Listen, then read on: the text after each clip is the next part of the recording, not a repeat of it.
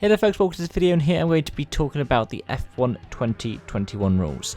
These were unveiled yesterday, so whilst I don't really have much footage of the kind of car that they've been proposing, what I'm going to be doing is playing some Assetto Corsa footage of the hot lapping session that I did with the Red Bull X2010. It's one of my favourite cars in Assetto Corsa. It's one of my favourite video game cars, hands down, just because it's the idea of what happens if you throw out all the rules.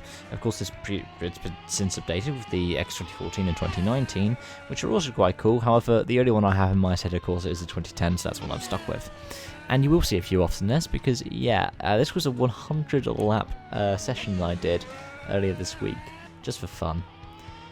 But I get to a 25.5 second lap of Brandhat Indy, so that was quite fun. I'll put a link in the description below for the F1 article about 10 ways 2021 rules will improve Formula 1.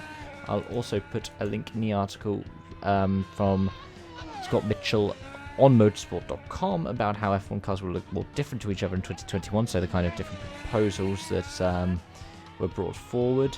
And I will also put Autosport's video in the description below as well, because it's one that I found quite helpful. Now, the kind of points that F1 has are very interesting. The first one is sexier cars, and I don't know whether or not that's particularly the point you want to be talking about, but they do look so much more awesome, in my opinion. I like the single element front wing.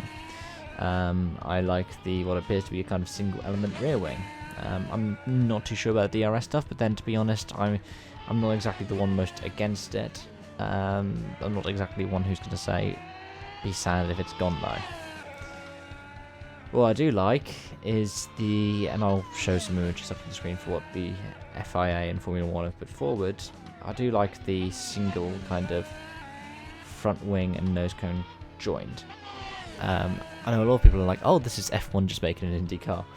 I guess you are kind of right, but I also do like that kind of image. Even though in my lifetime F1 have pretty much always had the wing and the nose separate to each other, I do like the way it looks, and the halo looks a bit more kind of seamless within the car. But I'm surprised they haven't looked at doing more kind of things with an aero screen, for example. But on top of that, ground effects are back. That's kind of the big thing, and I like the way that it's sort of being shown off here. We haven't really had much discussion in regards to the underside of a car, but I think it's pretty kind of cool the way that they've got different kinds of ways that the elements could be put together, and especially because it reduces the amount of elements on, say, the branch board, on the front wing, and on the rear wing, which they're saying will be a way of, well, kind of reducing the loss of aerodynamics. What they're saying is, instead of losing half your downforce when you're a car length behind a rival, it should be 15%, which is, well, it seems pretty big. Which I guess is where DRS is just that extra kind of measure in it.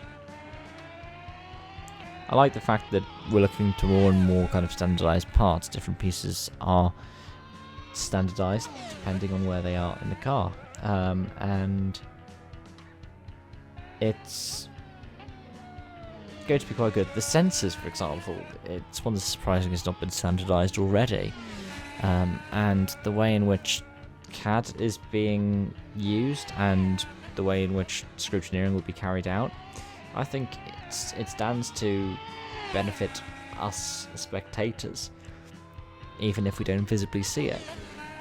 It's also a way of reducing the weekend format from a Thursday to Sunday to a Friday to Sunday, which I think is also a good thing, just because it means that they're more likely to be able to get away with expanding the calendar. And I'm not too sure about like the aero testing or the budget. I like the idea of a kind of budget cap, but I don't exactly think it's the most feasible thing, especially if it, say, I've seen reports, whether or not they're true, going, well, it's likely going to exclude different bits and pieces which are more expensive. But my cynical take on it is that Mercedes and Ferrari have a tendency to develop hypercars with what we can only consider as F1 technology. And what that means is that they could potentially get away with developing new parts of their cars. But at the same time, you've got the gearbox, where it's got to be one kind of design from 2021 to 2025, I believe, with one Joker in that time period, which is cool because it keeps everyone at a similar kind of level. It could also screw over any team that's got a bad first crack at it, really. I do like the idea of a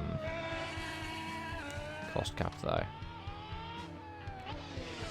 because honestly, as much as F1 is supposed to be like the kind of top formula, it's meant to be Formula 1.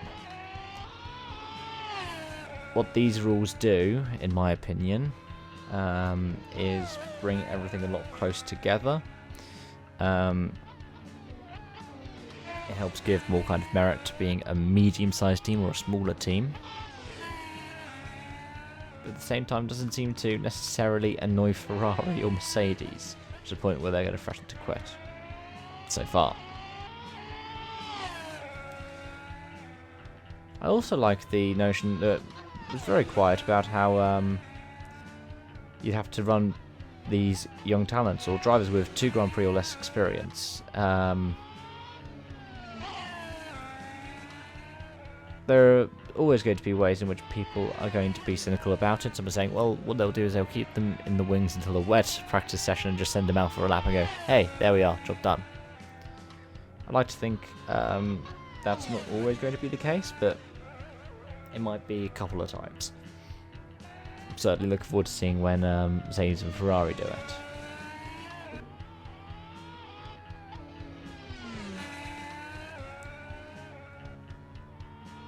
Those are my kind of main thoughts.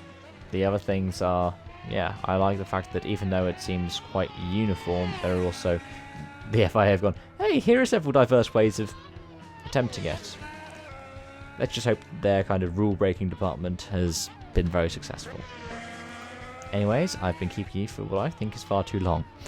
So thank you so much for watching. If you did enjoy this, make sure to like. If you want to get a discussion going, make sure to comment. And if you did really enjoy this, check out some of my other content or subscribe. I do daily videos on this channel, and I do the occasional stream as well, usually in RSRBR or Dirt Rally 2.0. I want to say thank you so much for watching. Thank you so much if you come here from any of my other content. It has been amazing, the kind of turnout I've been getting recently. And if you've come here expecting me to talk about the WRC news for Hyundai, or the motorsport games I said I was going to talk about, or my kind of month in review for October, most of those are going to be happening next week now. I'm sorry, yesterday was quite hectic, what with Tanak and this. But yeah, thank you so much for watching, and I hope to see you again soon. Bye bye for now.